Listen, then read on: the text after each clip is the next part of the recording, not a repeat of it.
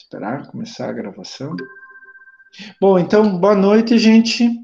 Eu queria agradecer a presença de vocês todos aqui em plena sexta-feira à noite para assistir aula. Incrível isso. Maravilhoso. Vocês estão todos de parabéns, tá?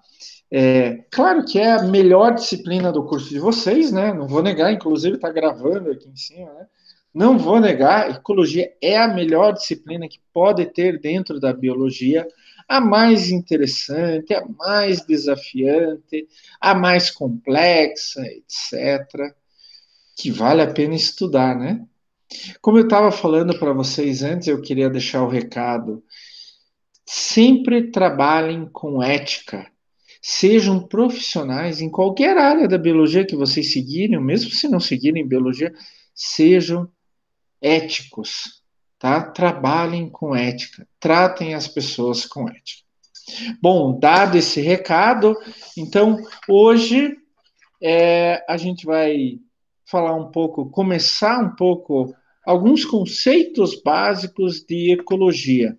Tem algumas coisas que a gente tem que discutir, pessoal, que na verdade até dá bastante pano para manga, né? Então, na biologia é complicado. Eu até estava orientando, há pouquinho antes de começar a aula de vocês, eu estava orientando, né, uma aluna de TCC da biomedicina, que ela vai trabalhar com ecotoxicologia. Então, está começando o projeto agora dela. Ela vai fazer junto com uma aluna da farmácia, cada uma vai fazer uma parte do trabalho. E eu estava falando assim para ela que é, pouca coisa no mundo inteiro, em todo conhecimento, é exato, é assim. A maioria das coisas, elas talvez tenham variações, elas talvez tenham algumas distinções, talvez algumas pessoas vejam de um jeito, outras pessoas vejam de outro jeito. E na biologia é pior ainda, né? Não sei se vocês vão concordar comigo. Então, a gente não pode dizer na biologia algo é assim e acabou. Nos conceitos que a gente, em alguns conceitos que a gente usa em ecologia, também é assim, vou mostrar para vocês. Será que isso é isso mesmo? Será que a gente não pode discutir, etc? Tem alguns conceitos que são bem claros e definitivos, sem problema algum. Mas tem alguns conceitos que a gente pode discutir ainda. Então, na biologia em geral e na ecologia ocorre o mesmo, a gente sempre tem as chamadas exceções, né? Ah, mas isso não funciona assim. Realmente não funciona assim. Daí vem até aquela brincadeira, né? Para provar uma regra, você tem que ter uma exceção, né? Toda regra tem sua exceção. E com isso você prova a regra, né? Na verdade, nem toda regra tem sua exceção, mas tudo bem. Não dá para provar uma regra pelo simples fato dela ter uma exceção. Mas é só para ilustrar bem a ideia. Então, muitas vezes na ecologia a gente coloca regras, mas será que é assim mesmo? Então a gente tem que tomar cuidado. Por isso é tão importante a gente discutir alguns conceitos básicos dentro da área de ecologia. E é isso que a gente vai fazer essa semana e semana que vem. A gente já vai discutir alguns conceitos. Vamos começar, então. Eu vou compartilhar aqui a nossa apresentação. Tá? Vamos ver, tá aqui. Vocês estão enxergando o slide, pessoal? Sim, professor. Ótimo, Sim. muito, Aham. muito obrigado. Então, semana 3, já estamos na semana 3, né? Parece que foi ontem que começou as nossas aulas e já estamos na semana 3. Então, na semana 3 e na semana 4, semana que vem, a gente vai discutir alguns conceitos básicos em ecologia. Eu quero que vocês entendam que a primeira coisa que a gente tem que fazer é saber os conceitos. Mas, gente, não é decorar, é entender os conceitos. Quando vocês entendem, tanto faz se vocês decoram ou não. Aquele conceito vocês vão aplicar. E muitas vezes quase que automaticamente. Eu quero começar a nossa aula de hoje com mais ou menos o término da aula da semana passada. Vocês se lembram que eu mostrei essa figura na semana passada? Então, eu falei para vocês: olha, A ecologia, a gente começa a trabalhar quando a gente fala de organismos. Mas para estudar alguma coisa, a gente começa de átomos, que formam moléculas, que formam organelas, que formam células, que formam tecidos, que formam órgãos, e esses órgãos em conjunto formam um sistema. Esses sistemas funcionando todos juntos vão formar um organismo. E é a partir desse ponto que a gente estuda a ecologia. E vocês se lembram que eu coloquei um princípio claro do Odum? Ele dizia mais ou menos assim, um princípio hierárquico, né? Vamos pegar uma interpretação livre que eu fiz semana passada para vocês. Em ecologia, 1 mais 1 normalmente não é 2. O que significa isso? Que quando a gente vai subindo de um nível hierárquico para outro, o nível hierárquico superior não é simplesmente a soma do nível hierárquico inferior. A gente tem que ver que um nível hierárquico superior, ele depende das interações que ocorrem no nível hierárquico inferior. Então, uma população não é uma soma de organismos, é uma soma de organismos e suas interações. Uma comunidade não é a soma de populações, é a soma das populações e suas interações. Pode ser que um organismo, individualmente, ele se comporte de uma maneira. Quando ele tem outros da mesma espécie, ele se comporta de outra maneira. Isso não se dá com o ser humano? Muitas vezes você tem uma pessoa meio caladinha, meio tímida, mas quando se reúne com uma turma, a pessoa se solta. Então, olha, o nível hierárquico inferior, o indivíduo, ele é tímido.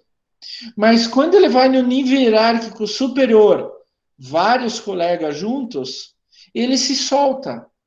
Então, você não pode dizer que ele vai se comportar da mesma maneira quando ele se juntar com outras pessoas. Por quê? Ele vai se soltar. Ele vai mudar o comportamento. Então, aquele indivíduo, quando se juntou com outras pessoas, nível hierárquico superior, ele não é mais aquele indivíduo que a gente tinha visto antes. Ele transformou o seu comportamento. Isso é uma das maneiras de se explicar que esse princípio hierárquico do Odum, né? Que 1 mais 1 normalmente não dá 2. Tenham isso bem em mente. Extremamente importante em ecologia. Tá? E principalmente em algumas aplicações práticas de ecologia que eu vou mostrando ao longo do semestre para vocês. Tá? Eu queria lembrar que pela ecologia, é uma ciência fantástica. Pela curiosidade, né, sobre como funciona o meio, é fantástico. Mas a gente tem que se lembrar, e coloque isso na cabeça de vocês, que ecologia é uma ciência aplicada também. Também, e muito importante. Extremamente importante. Então, foi assim que a gente mais ou menos terminou a aula passada. E é a partir disso que a gente vai começar a ver os conceitos básicos. Então, hoje a gente vai ver espécie, que é o organismo, população, comunidade, ecossistema, biosfera e alguns outros conceitos daí derivados, tá? O primeiro conceito que eu quero discutir com vocês e que talvez seja o mais discutido de todos, mais polêmico de todos, é o conceito de espécie, né? A gente aprende normalmente que espécie é um grupo de indivíduos que se reproduzem entre si. Aliás, isso daí está meio errado, essa frase, né? Que se reproduzem entre si, será que esse se e entre si? Bom, tudo bem. Não sou professor de português, eu quero escrever o melhor possível, mas algumas vezes pode ser que a gente caia em um erro. Mas a gente aprende e fala para todo mundo por aí que espécie é um grupo de indivíduos que são fisicamente muito semelhantes e que conseguem se reproduzir e dão origem a uma prole fértil. Ótimo, fantástico. Mas é sempre assim? Bactéria se reproduz por bipartição. Se vocês se lembram bem de microbiologia, o que acontece? O material genético da bactéria vai se dividindo e vai migrando para os polos da célula bacteriana, né? E daí ele vai começando a fazer uma divisão. Ele vai começando a formar um septo entre duas partes, até que esse septo se completa e divide em duas células diferentes, iguais à célula original. A não ser que haja um erro na transcrição dos genes, né, dos cromossomos, etc., do material genético em geral, na hora de fazer essa divisão e a bipartição. E daí eu tenho as variantes, né? A gente está vendo isso muito com o SARS-CoV-2, a não ser esse caso. Mas as bactérias se reproduzem por bipartição. Inclusive, a gente chama esse tempo de uma bactéria virar duas, né? Ou de uma população de bactérias dobrar de tempo de geração. Tem algumas bactérias que têm tempo de geração de 20 minutos e tem outras bactérias com tempo de geração de semanas, meses. Mas olha só que bichinho bonito, gente. Não é lindo esse bichinho ali que eu coloquei para vocês? Isso é um colêmbolo. Né? Essa é uma Folsomia cândida, da família Isotômide. Dá para ver que é um colêmbolo de hábito euedáfico, edáfico é solo, eu é verdadeiro. Por que eu estou dizendo que é euedáfico, que dá para ver que é euedáfico? Porque a Folsomia cândida não tem olhos, no caso de colêmbulo são ocelos, né? Pode ser de 0 até 8 ocelos, normalmente. Pouquíssimas espécies têm mais do que 8 ocelos. As antenas desse colêmbulo são pequenas. Os colêmbulos euedáficos, como o da família Hipogastrúride, por exemplo, chegam a ter antena muito, muito, muito pequena. E ele não tem coloração nenhuma, não tem pigmentação nenhuma. Então, esse é um colêmbulo que vive dentro da Terra. Edáfico, edáfico, solo, terra. Eu é verdadeiro, verdadeiro habitante da Terra. Folsomia cândida se reproduz partenogeneticamente. Espero que isso nunca aconteça com o ser humano, né? Porque o que significa partenogeneticamente? Não precisa ter macho na população. Macho não serve para nada. Então, as fêmeas, elas vão se reproduzir, vão dando origem a novos indivíduos sem a necessidade de um macho. Isso faz com que o Folsomia cândida, aliás, o Folsomia cândida, a espécie Folsomia cândida, ela é cosmopolita, existe no mundo inteiro. Aqui no meu jardim tem Folsomia cândida, aqui, 5 metros da onde eu estou sentado, aqui tem Folsomia cândida, tá? Então, existem machos de Folsomia cândida, mas são indivíduos dispersos. A grande maioria é fêmea e se reproduz partenogeneticamente. Pelo fato de se reproduzir partenogeneticamente, ser de fácil reprodução em laboratório e existir no mundo inteiro, a gente usa a Folsomia cândida como organismo teste em ecotoxicologia no caso de colêmbula. Tá? Eu já criei há muitos anos atrás, lá na Federal, eu já criei Folsomia cândida, inclusive, de uma linhagem que eu pedi de um laboratório de Berlim, na Alemanha. E aqueles híbridos? Pois é, tem híbridos que se reproduzem. Nem todo híbrido ele é estéreo. Então, eu pensar espécie como um grupo de indivíduos que se reproduzem entre si e dá origem a uma prole fértil, talvez não seja bem certo, né? Existem debates sobre o que é espécie já há muito, muito, muito tempo. O primeiro que definiu a espécie de um ponto de vista científico e nomeou como tal foi Linneu, quando ele fez o Sistema Natura, em 1600 e pouco. Ele era um naturalista sueco e que ele fez essa classificação que a gente tem hoje, espécie, família e assim por diante. O Linneu foi o que deu nome binominal para a espécie. Então, toda espécie é binominal. O primeiro nome é em relação ao gênero, que é um nível hierárquico maior, em termos taxonômicos, e o segundo nome é relacionado à espécie. E foi ele que disse que sempre tem que ser em latim, tá? Isso ficou ao longo do tempo. Lembre-se sempre que você, apesar do segundo nome ser da espécie, você não pode usar ela sozinha. É como se fosse o nome de uma pessoa, né? Klaus Dieter Zalta. Mas desde o Linneu, principalmente de modo mais forte com o Darwin, existe um debate muito intenso sobre o que é a definição de espécie. E muitos falam que espécies não são entidades reais na natureza, que é uma estrutura criada pelo ser humano para a gente entender o que a gente está vendo, mas não necessariamente sejam entidades reais. Mesmo porque é complicado, é muito complicado você dizer o que é espécie. Eu estou lendo bastante agora sobre genética de cães e se discute muito quando você vai ver a origem dos cães, né? Da onde que vieram os cães? Os cães a gente sabe que vieram dos lobos, a gente só não sabe se veio uma linha só de lobos ou várias linhas. Tem um autor que há uns anos atrás escreveu na Science, ou na Nature, através de biologia molecular, ele chegou à conclusão que tem 3 linhas básicas que deram origem aos cães, né? O lobo do Extremo Oriente, um lobo europeu, um lobo do Oriente Médio. Espécies de lobos diferentes, né? Então a gente não sabe direito.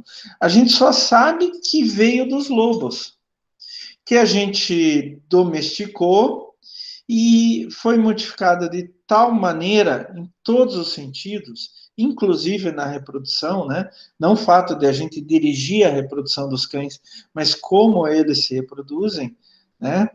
Foi mudada de tal maneira que deu origem a uma nova espécie. Até não muito tempo atrás, o cão era considerado da mesma espécie que o lobo. Hoje ele foi separado do lobo, apesar de, em termos moleculares, ser extremamente, muito extremamente parecido com o lobo, né? E com diferentes espécies de lobo ainda por cima.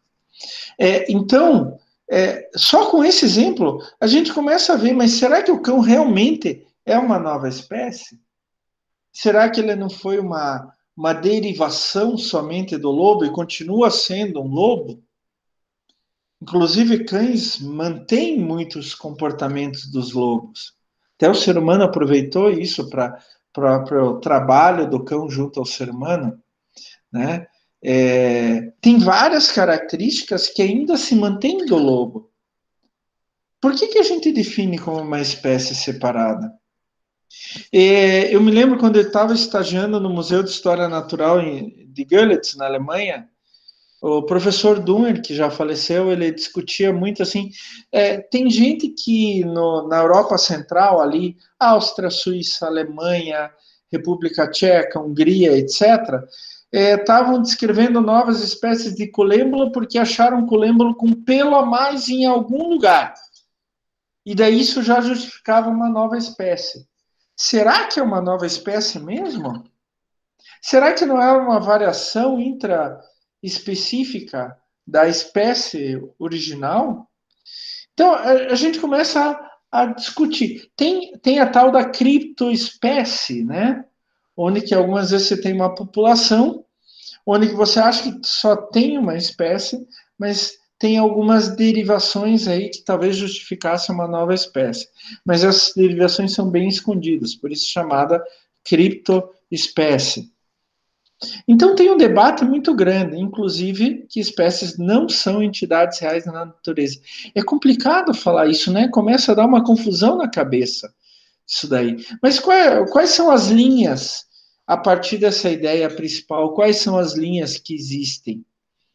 Primeiro, espécies são reais e constituem a unidade que evolui. É uma visão realista. Então eu estou vendo isso, eu estou acompanhando isso. Segundo ponto, que a gente deve levar em consideração. Espécies não são reais e são populações intercruzantes, chamadas demes, e vão evoluindo ao longo do tempo. Isso é chamado nominalismo.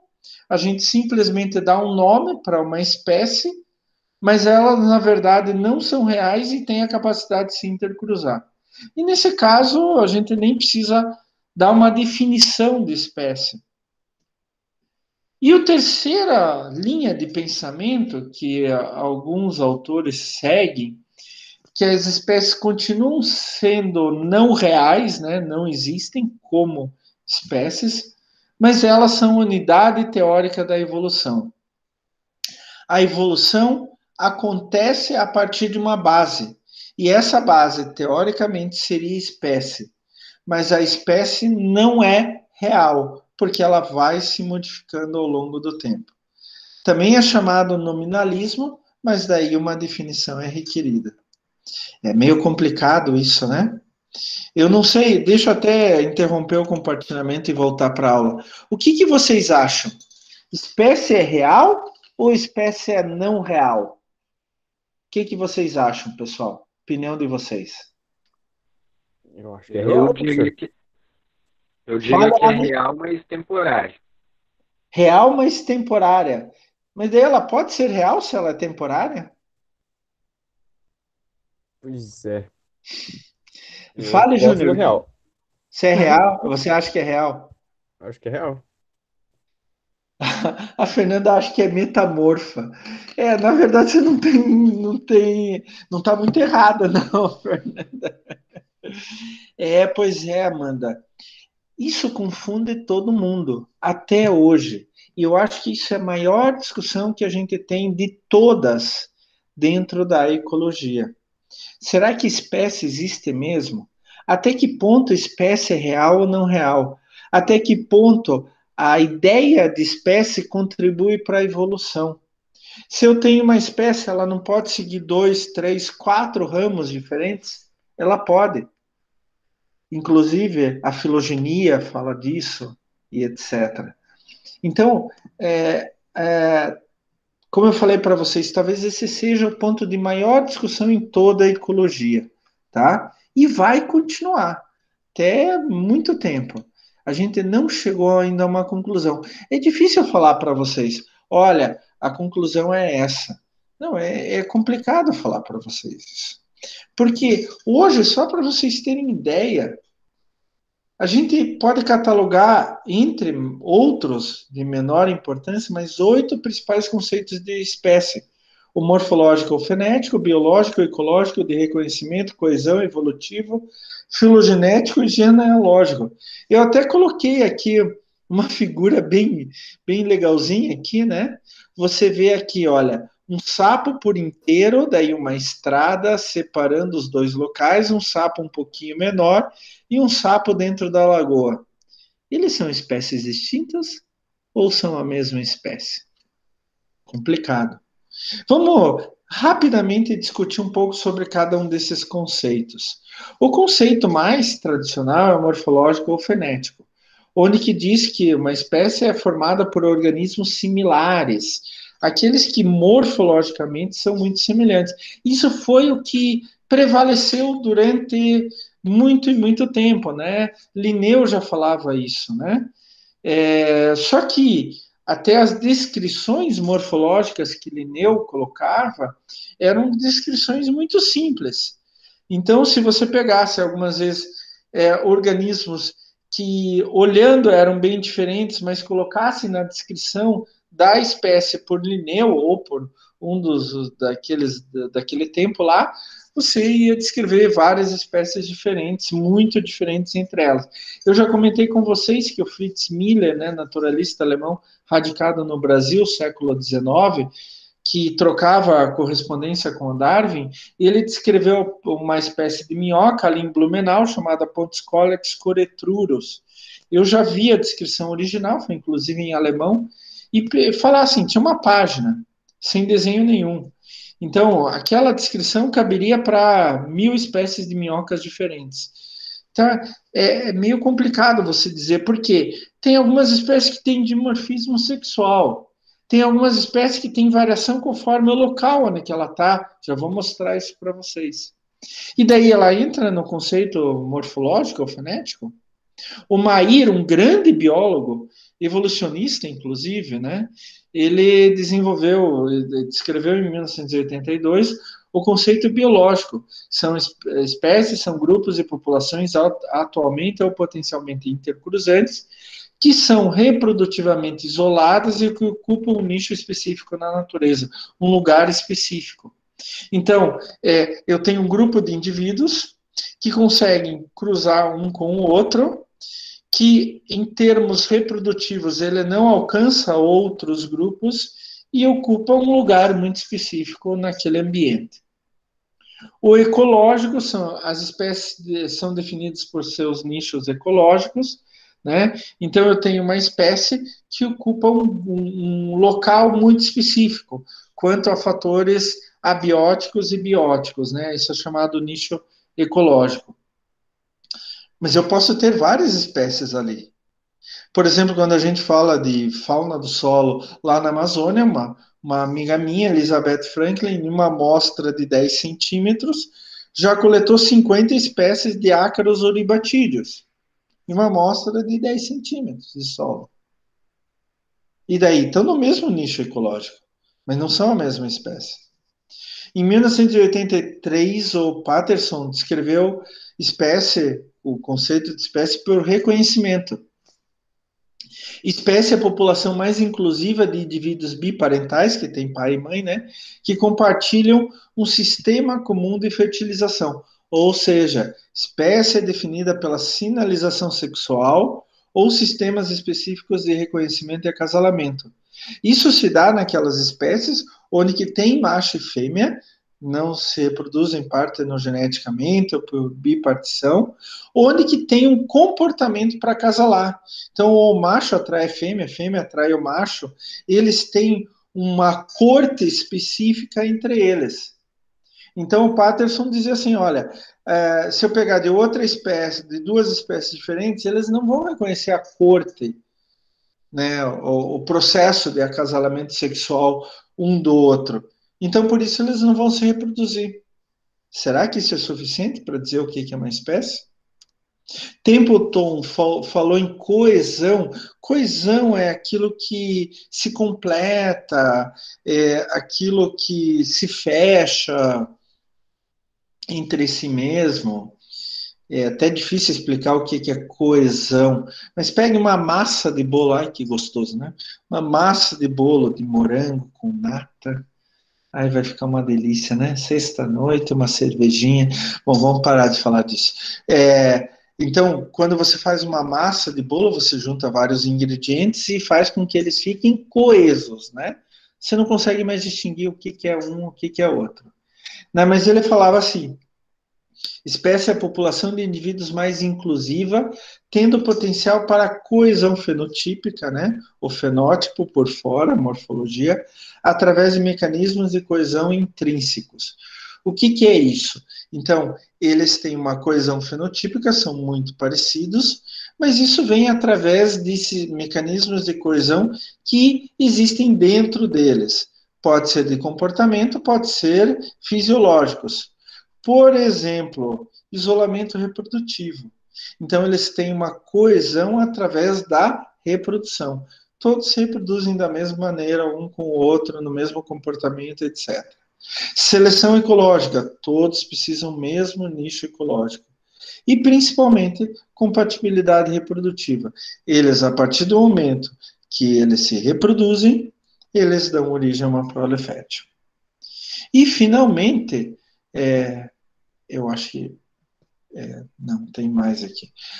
Outro conceito de espécie é o conceito evolutivo, que o Simpson falou que espécie é uma linhagem evoluindo separadamente da outra.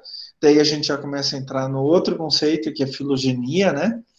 O Alley falou que espécie evolutiva é uma única linhagem de população de organismos ancestral, descendente que mantém sua identidade separada de outras linhagens no espaço e no tempo, e que tem suas tendências evolutivas e destino histórico.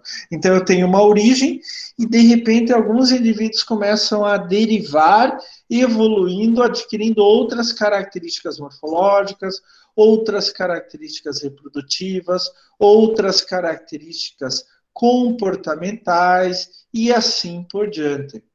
Então, esse conceito evolutivo de Simpson e Walley fala que eu tenho o original, que a partir daí vão saindo linhagens. E essas linhagens vão ficando tão diferentes do original, em todos os aspectos, não só morfológico, mas comportamental, fisiológico, reprodutivo, etc., que eu posso considerar uma nova espécie.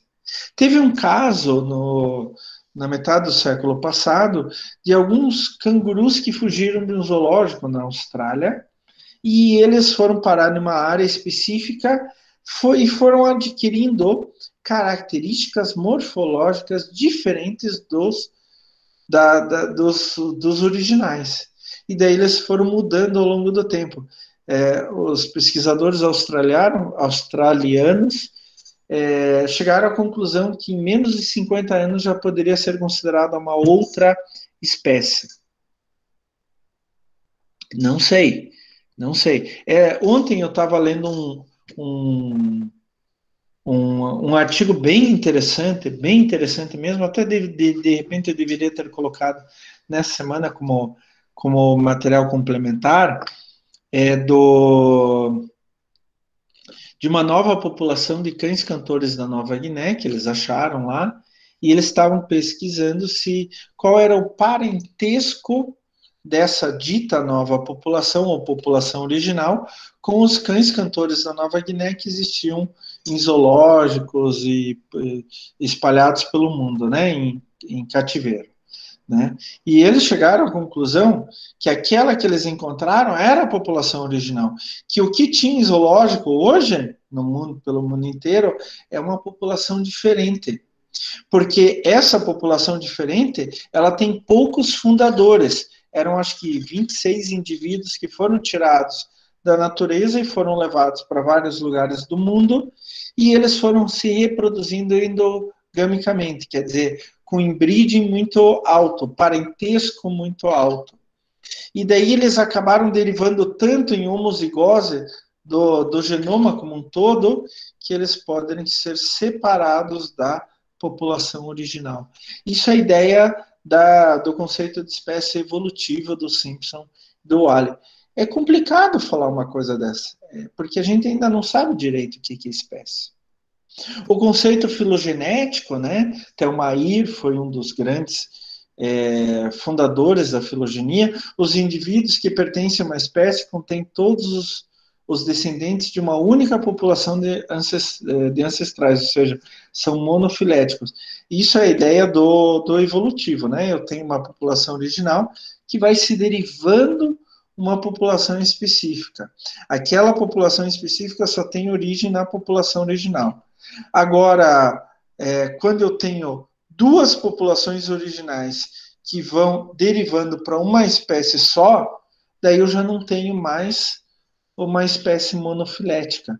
Então, daí eu não posso considerar aquilo monofilético. A filogenia foi muito utilizada até a década de 90, começo dos anos 2000. Aqui em Curitiba tinha um dos grandes especialistas no mundo, que era o Padre Moura, lá na Federal, Departamento de Zoologia e Entomologia. Mas a filogenia foi sendo deixada de lado ao longo do tempo, principalmente por causa da biologia molecular. E, finalmente, o conceito genealógico de Baum e Shaw, que a hibridação, quando eu pego espécies diferentes, também pode conduzir genes a passar de um táxon para outro, seja de uma espécie para outra. E assim genes tão diferentes dentro do mesmo organismo.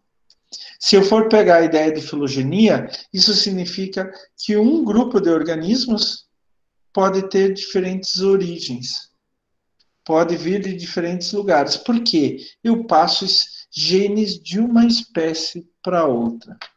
Pessoal, tem uma teoria, não sou muito bom em biologia molecular, vocês são melhores do que eu, mas tem uma teoria que as mitocôndrias nas nossas células, na verdade, são bactérias, eram bactérias que foram introduzidas nas células e que acabaram ficando ao longo do tempo na evolução, né? Não sei, até o ponto que eu conheço, me perdoem se eu estou errando, tá? Eu não sou bom nisso. Mas é um grande exemplo disso, tá? A gente volta e meia encontra genes de uma espécie dentro da outra. E não é só formado pelo ser humano, os transgênicos, né? Você pega lá a soja transgênica. O que é soja transgênica?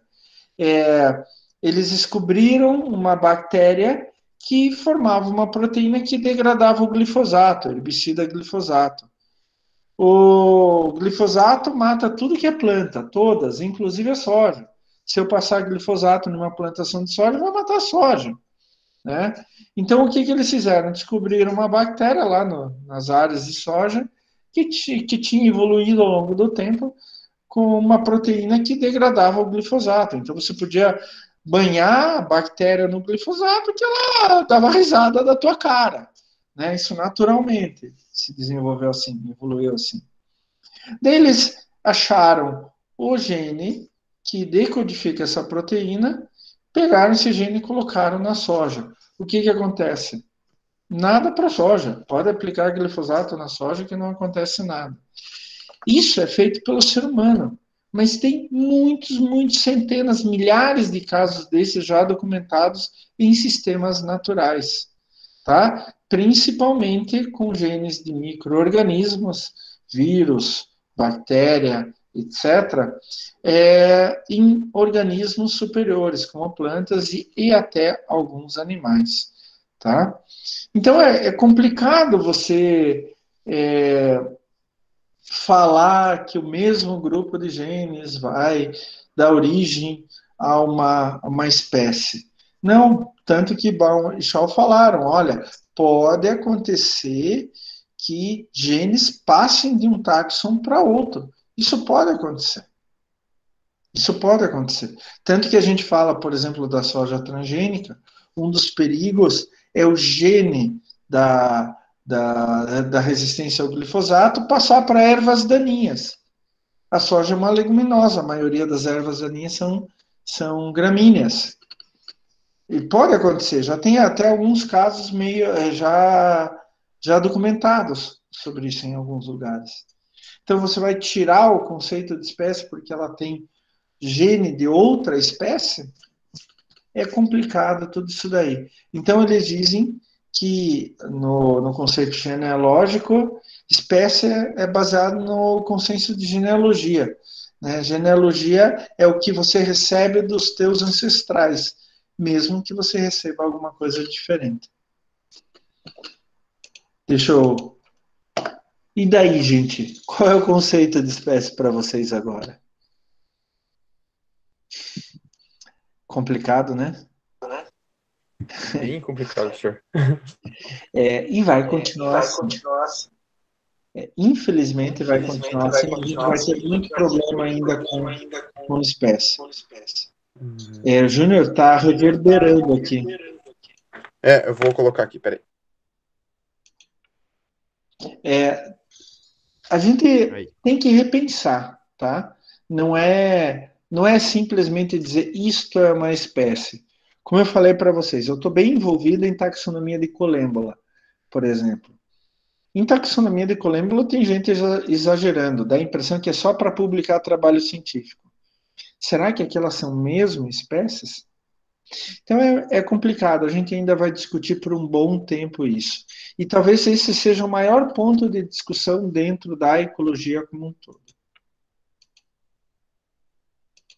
Voltando à nossa aula, aqui. Bom, os outros conceitos são conceitos mais fáceis, gente. É bem mais fácil de se entender. Por exemplo, população é um conjunto de indivíduos da mesma espécie, né, entre aspas, que habitam uma determinada área no mesmo período de tempo. Então, até coloquei aqui o ninho de formigas, né?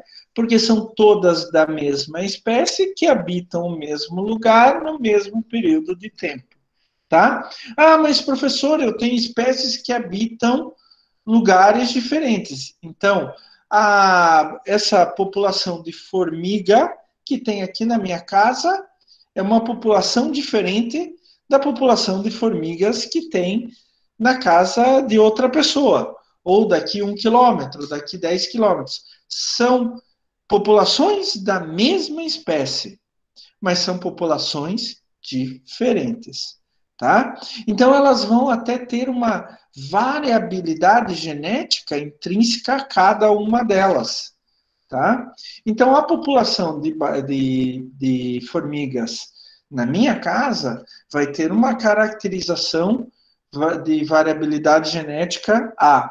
A população da mesma espécie de formigas numa casa daqui 10 quilômetros é a mesma espécie, só que uma população diferente. Ela vai ter uma variabilidade genética B. Inclusive, eu tenho falado para vocês, ecologia é bem prática, né? Inclusive, isso é muito utilizado na conservação de espécies, em programas de conservação de espécies. Por exemplo, alguma espécie em algum lugar está diminuindo muito sua população. Então, ela tem poucos indivíduos reprodutores. Quando eu tenho poucos indivíduos reprodutores, eu tenho uma endogamia, um inbreeding muito grande. O que acontece ao longo do tempo? Eu vou tendo homozigose de genes. Os genes vão se tornando cada vez mais homozigotos, vão se tornando cada vez mais iguais, e eu não tenho mais variabilidade genética. E daí eu posso ter depressão por inbreeding, né, chamada depressão por inbreeding. Daí o que eu posso fazer na ecologia? Misturar as duas populações. Né? Daí eu aumento a heterozigose da informação genética como um todo, digamos assim. E daí eu aumento a capacidade de resistir a doenças e etc, etc, etc. Tá? Tem uma raça de cães lá na Noruega chamada Lundenhund, que ela foi criada já durante... Tem mais de 2.000 anos de existência. Em pequenas tribos de pescadores lá na Noruega, desde os vikings. E ele tem umas características bem diferentes. Só que esses cães desapareceram, quase que desapareceram. Lá na década de 20, eles só tinham 8 cães desses. E eles começaram a reproduzir, aumentar a população a partir desses 8 cães. Hoje, a raça está tão geneticamente, digamos assim, homozigótica, que eles estão fazendo estudos para misturar com outras raças que sejam semelhantes, para aumentar a variabilidade genética, porque os cães estão começando a ter problemas de reprodução, ter problemas de saúde, etc., por causa da homozigose extrema. Mas esse é o caso mais extremo que a gente conhece em mais de 400 raças de cães no mundo. Tem algumas raças de gado que estão assim, de carneiro que estão assim, que daí a gente tem que estudar mais sobre o ponto de vista da biologia molecular, diferenciando populações, para daí juntar essas populações e dar um vigor melhor, vigor genético melhor para a espécie como um todo. A gente fala que uma população é um grupo de seres vivos que interagem e se cruzam. Tem uma variação aí, tem um conceito variado, o que varia, que se origina do conceito de população, que é ecótipo. É bem interessante, eu gosto de falar desse conceito de ecótipo, porque a gente tem que levar em conta o conceito de ecótipo para não confundir espécies, ou não classificar tudo de forma separada ou tudo de forma conjunta, né? Então, o que é um ecótipo? Acontece que algumas vezes, gente, dentro de uma mesma espécie, eu tenho populações em lugares diferentes. E essa população, ela acaba se adaptando àquele lugar onde que ela está. E daí ela acaba adquirindo algumas características específicas. Então, a partir de diferenças genotípicas, genéticas, ela acaba desenvolvendo algumas adaptações morfológicas, fenotípicas. Mas não são modificações que justifiquem ser classificadas como uma outra espécie, tá? Então, eu tenho que tomar muito cuidado com isso daí. São algumas divergências que a seleção natural, por essas populações da mesma espécie estar em lugares separados, elas vão sofrendo pressões seletivas, uma pressão seletiva para a população A, uma pressão seletiva para a população B e assim por diante, que dão uma nova caracterização para aquela população ou para aquela espécie naquela população, para que a mesma espécie em outra população e assim por diante. Vamos dar um exemplo prático aqui. Essa daí é a orca, Ursinus orca, né? A baleia assassina. Olha só, a primeira orca representa um tipo de orca de alto mar, offshore. Whale é baleia, né? Eles chamam baleia assassina, né? A segunda orca, ela vive mais em lugares de baías. E a terceira orca é uma orca intermediária, que vai para a baía, que vai para o alto mar, volta e assim por diante. Olha só a diferença. Claro que para olhos não treinados, tudo a mesma coisa. Não, não é a mesma coisa, gente. Olha aqui, ó. Na primeira orca, essa barbatana dorsal, ela é mais reta, né, mais pro alto, mais em pé. E ela termina praticamente reta. A segunda, ela é um pouco mais inclinada, continua sendo reta, mas ela termina muito mais inclinada. E a terceira, a barbatana dorsal inteira é inclinada. É bastante inclinada. Então você vê adaptações. Muitas vezes a gente nem sabe qual é o motivo dessa adaptação, dessa diferença morfológica entre os diferentes ecótipos. Então, cada uma dessas é um ecótipo diferente. É a mesma Ursinus orca, só que de lugares diferentes. Então, essa população da espécie Ursinus orca, lembre-se, população é um conjunto de indivíduos da mesma espécie. Ela teve uma adaptação. Essa teve outra e essa teve outra. A gente tem que tomar muito cuidado, pessoal, porque com o advento da biologia molecular, eu tenho visto, vocês sabem, bom, não preciso falar, mas eu sou muito ligado à zoologia do solo, né? E também muito à taxonomia, apesar de ser ecólogo, não taxonomista, mas eu estudo muito taxonomia e assim, eu tenho visto alguns taxonomistas se basearem em biologia molecular para diferir espécies. O problema é saber o quanto de diferenças genotípicas justificam uma nova espécie. Então, essa é até eu estava falando de criptoespécies, essa até é uma ideia de criptoespécie. Morfologicamente eles são iguais, mas em termos de biologia molecular, termos genéticos, são um pouquinho diferentes. Mas o quanto de diferença justifica você criar uma nova espécie? Isso daqui justifica criar uma nova espécie? Provavelmente não. Mas eu vejo uma população com essa barbatana. Eu vejo uma população específica com essa barbatana. E eu vejo uma população específica com esse outro tipo de barbatana. Então, eu consigo ver tudo isso daí. Mas, na verdade, são ecótipos vindo de populações submetidas a pressões seletivas diferentes. Por algum motivo, o ambiente fez com que esta população de Ursinus orca, da espécie Ursinus orca, tivesse essa característica. Alguma coisa no ambiente fez com que esta população de Ursinus orca tivesse essa característica. E alguma coisa no ambiente fez com que essa população de Ursinus orca tivesse essa característica. Tá? Bom, comunidade é um conjunto de populações diferentes vivendo juntas e interagindo. Então, olha que figura bonitinha, né? Eu, particularmente, Eu adoro ambiente aquático, mas eu prefiro água doce do que salgada. Meu sonho é ter um aquário gigantesco, cheio de bichos diferentes, mas de água doce. Não gosto muito de água salgada. Mas isso é loucura do Klaus, tá? Só loucura do Klaus. Então, isso representa bem o que é uma comunidade, né? Eu tenho várias populações de várias espécies diferentes se interagindo. Eles podem ser concorrentes, predadores e presas, ou eles podem interagir de forma simbiótica. A gente vai ter uma aula que a gente vai discutir tudo isso, mas eles vão interagir. E daí começa o problema. 1 mais 1 não é igual a 2. Eu posso ter uma espécie que age de uma maneira isoladamente, mas quando ela se encontra com outras espécies, ela tem um outro comportamento.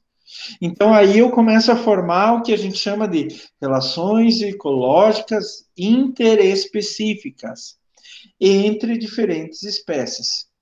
Lembrem-se que uma espécie forma uma população, várias populações formam uma comunidade. E daí várias comunidades formam um ecossistema. Ecossistema vem do grego oikos, e que significa casa, mais sistema. Então, é o sistema onde se vive. A gente fala que ecossistema é a reunião de todos os organismos de uma área determinada e sua inter-relação com o ambiente físico, abiótico, e levando em consideração os fluxos de energia, quer dizer, as cadeias alimentares, produtores, consumidores, redutores, consumidores de primeiro grau, segundo grau, terceiro grau, herbívoros, carnívoros e tudo, somando tudo isso à diversidade biológica. Então, o ecossistema, na verdade, gente, vamos resumir, é a soma de tudo que você vê em um lugar. Eu não tenho mais comunidade somente, eu tenho muito maior do que isso, muito mais aberto do que isso, né? E todo ecossistema, ele é sempre constituído por duas coisas que nunca vão se dissociar, nunca vão se separar. Uma área física, que é chamado biótopo. Topo é a área, bio é vida. Biótopo é a área onde que vai ter alguma vida. E um conjunto de seres que vai ocupar essa área, que a gente chama de biocenose. Tanto o biótopo quanto a biocenose vão sempre interagir o tempo todo, um com o outro com um, o tempo todo. E essa é a caracterização de ecossistema. Então, qualquer ecossistema é um conjunto de comunidades. Eu tenho indivíduo, daí que vão formar a espécie, um conjunto de indivíduos da mesma espécie forma uma população, populações diferentes juntas numa pequena área formam uma comunidade, e quando eu expando isso para grandes áreas, eu tenho um ecossistema. Um ecossistema vai ter sempre o fator biótico, são os seres vivos, e daí podem entrar desde micro-organismos, plantas, animais, etc., que é a chamada biocenose. Mas os fatores abióticos, A é sem, biótico é vida, sem vida. Luz, umidade, pH, água, ar, temperatura, tudo que não tem vida é chamado biótopo. Vamos pensar assim. Eu acabei de falar para vocês que um dia eu quero ter um aquário bem grande, mas daqueles bem grandes mesmo, gente. Eu gosto muito de aquapaisagismo, acho lindo isso, imitando ecossistemas e tal. Se eu pego o vidro e coloco pedrinha, eu tenho o biótopo. Tem lá meu equipamento para filtração de água, para controlar a temperatura, a luminosidade, coloquei a água. Isso é o meu biótopo. Não tem vida. Então eu não posso considerar um ecossistema. Aquele aquário só com apetrecho sem vida não é um ecossistema. Mas então eu tenho aquário, as pedrinhas, tenho os equipamentos, coloquei a água, acertei a água, pH e nitrato e cálcio na água e tudo mais. Daí eu coloquei os peixinhos. Daí eu coloquei a biocenose. Eu tinha o biótopo e coloquei a biocenose. Com isso eu formei um ecossistema. Ah, professor, então meu aquário pode ser um ecossistema? Pode. Pode. Ah, mas ele não seria uma comunidade? Não, comunidade é só encontro de diferentes populações. Eu não estou falando de fatores abióticos na comunidade. Comunidade, para mim, é só um encontro de populações. Eu não estou falando de fatores abióticos. Quando eu junto os fatores abióticos, daí eu estou falando de ecossistema. Tá? E daí aqui no Brasil a gente ainda fala dos biomas, né? Só que quando a gente fala de bioma, vocês têm que ter ideia de uma coisa: bioma é mais relacionado à vegetação, característica vegetacional, né? Fisionomia da vegetação. Então, aqui no Brasil, a gente considera bioma como áreas em grande escala de vegetação em características climáticas semelhantes. Né? Então, tem a floresta amazônica, a Mata Atlântica, né? Só que a Mata Atlântica tem diversos biomas, ou alguns consideram como subbiomas. Por exemplo, a Mata das Araucárias, aqui, que pega boa parte do estado do Paraná, inclusive Curitiba, tem alguns que classificam como Mata Atlântica, tem um subbioma, uma caracterização de matas araucárias, outros já caracterizam como um bioma diferente, né? A gente tem alguns biomas muito importantes, como o Pantanal, o Cerrado, e muitas pessoas esquecem, né, os pampas, né? Os pampas gaúchos, que são campos naturais, né? Esse é um bioma extremamente importante, extremamente diferenciado, inclusive, tá? E, finalmente, o último grau, naquela figura que a gente viu lá no começo. Vamos voltar. Opa, voltei. O último grau, lá naquela figura que a gente viu no começo, é a biosfera. Então, a gente viu organismos, espécie, um conjunto de organismos, de indivíduos da mesma espécie formam uma população, um conjunto de populações forma uma comunidade, um conjunto de comunidades com os fatores abióticos formam um ecossistema. A gente ainda viu o bioma, que é relacionado à vegetação e clima, e, por fim, a chamada biosfera. A gente pode dizer que biosfera é um conjunto de ecossistemas, mas, na verdade, biosfera é o conjunto de todos os seres vivos do planeta, né? Vem do grego bios, esfera, a esfera da vida, ou ecoesfera é o conjunto de todos os ecossistemas, maior nível de organização ecológica, né? Ele compreende a biota e tudo que vai fazer, vai ter influência sobre a biota. A litosfera, a hidrosfera, a atmosfera, seus processos em suas interrelações. O Edward Suisse, em 1875, falou da biosfera como hábitat dos seres vivos. Já em 1926, o Vernadsky, muito famoso o Vernadsky, tá, em termos de evolução e outras coisas, ele disse que a biosfera é um sistema integrado de processos bióticos, quer dizer, conjunto de todos os seres vivos do planeta, com os processos abióticos, quer dizer, como todas as características todas as características abióticas influenciam sobre todos os seres vivos do planeta, tá? Gente, esses são só alguns conceitos. A aula que vem a gente vai ver mais conceitos muito interessantes e que vocês têm que ter em mente, tá? Então agora vamos começar a desmistificar as coisas, vamos começar a guardar, vamos começar a tornar mais concreto nas nossas ideias esses conceitos, começando com espécie, indo até a biosfera, tá? Isso é muito importante. De novo eu coloco para vocês. A gente vai precisar muito disso em ecologia aplicada, tá bom? Não se esqueça. Pessoal, Professor Klaus fala pra caramba, ainda mais na sexta-noite. A aula era para ter 50 minutos, já estamos quase 1h15 aqui, né? Eu sei que é mais difícil aguentar no ensino remoto do que no ensino presencial, né? No ensino presencial, a pessoa joga giz, apagador, mesa, cadeira na aluno para acordar, né? Mas no ensino remoto não tem como, né?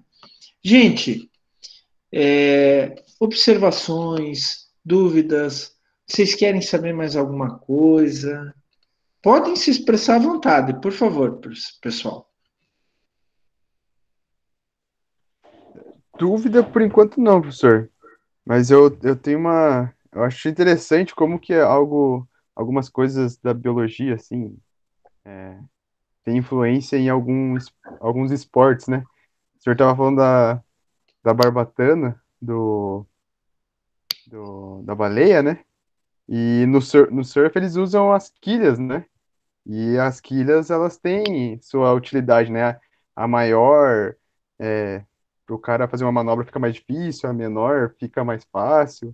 E isso eles se inspiraram, provavelmente, na vida marinha, né? Em como os animais marinhos se comportam, que tem barbatana, né?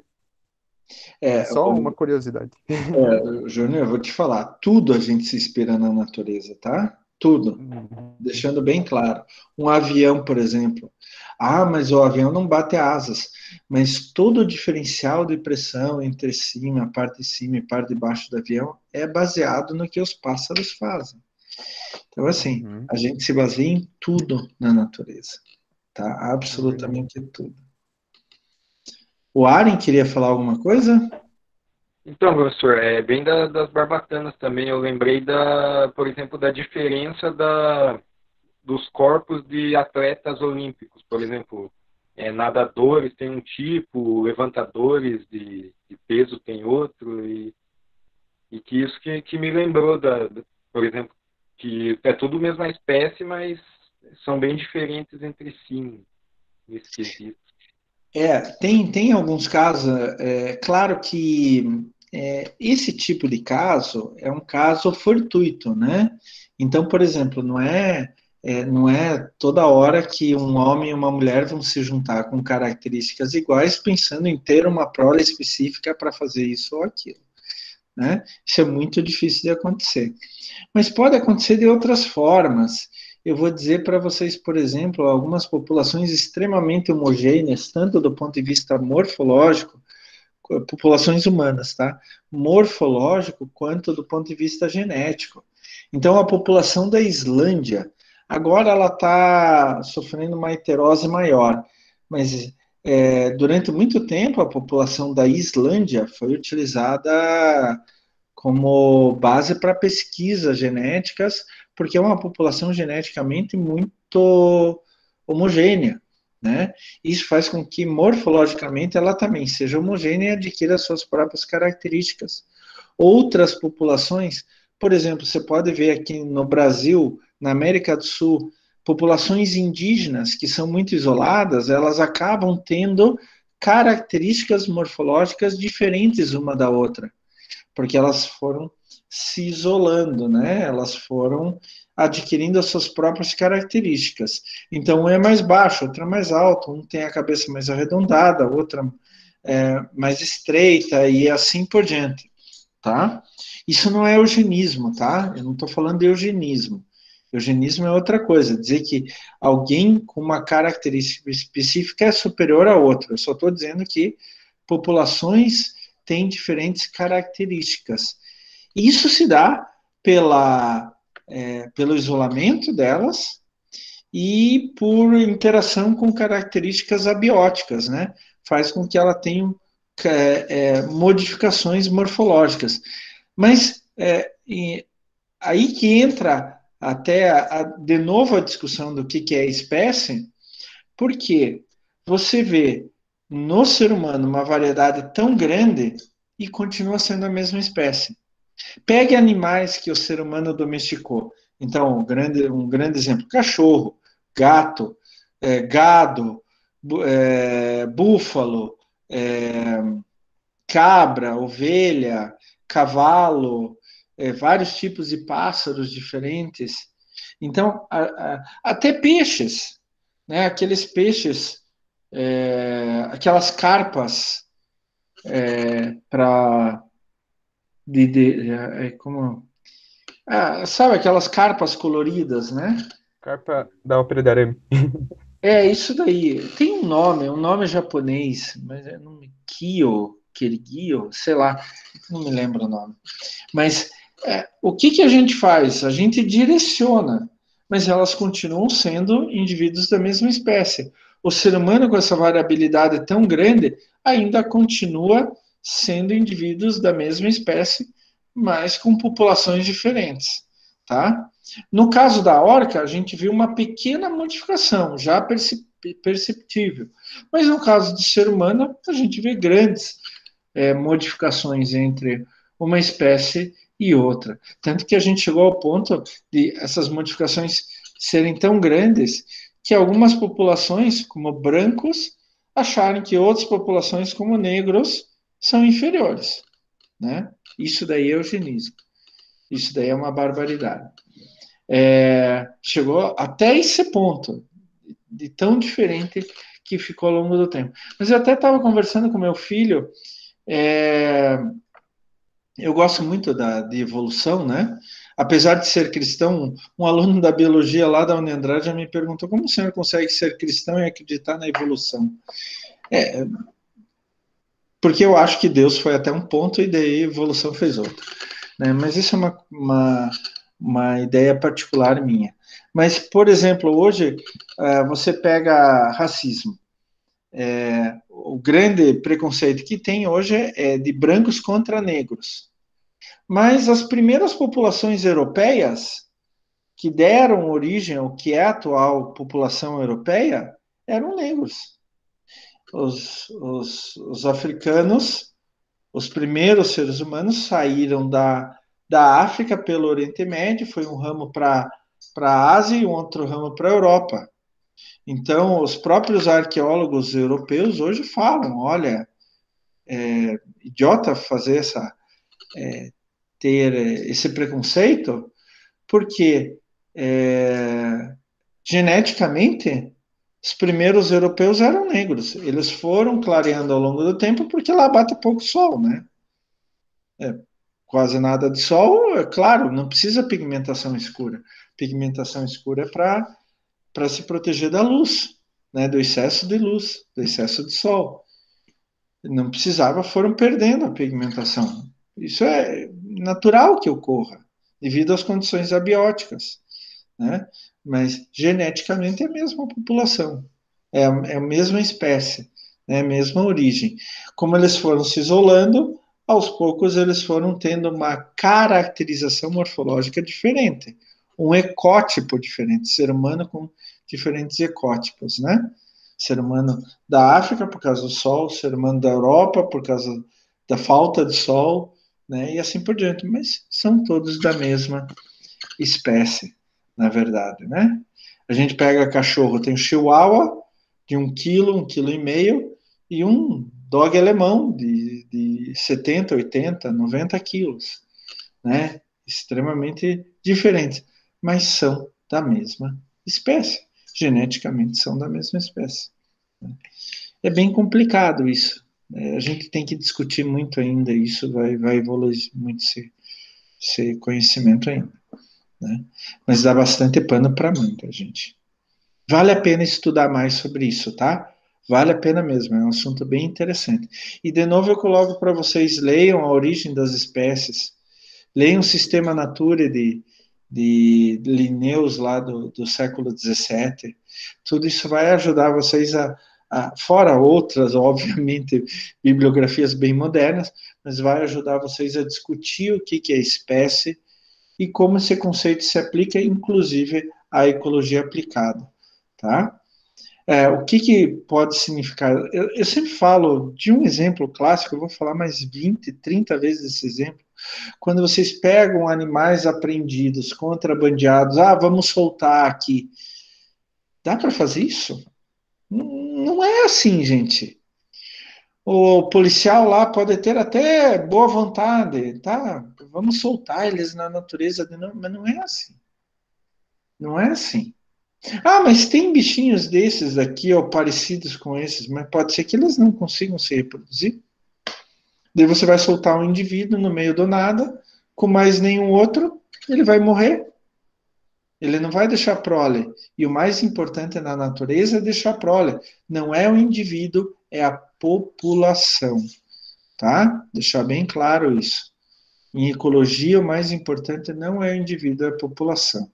Então, isso é outra coisa que a gente usa, por exemplo, em recuperação de áreas degradadas, vou falar isso para você, RK estrategistas, né? Recolonização de áreas e etc.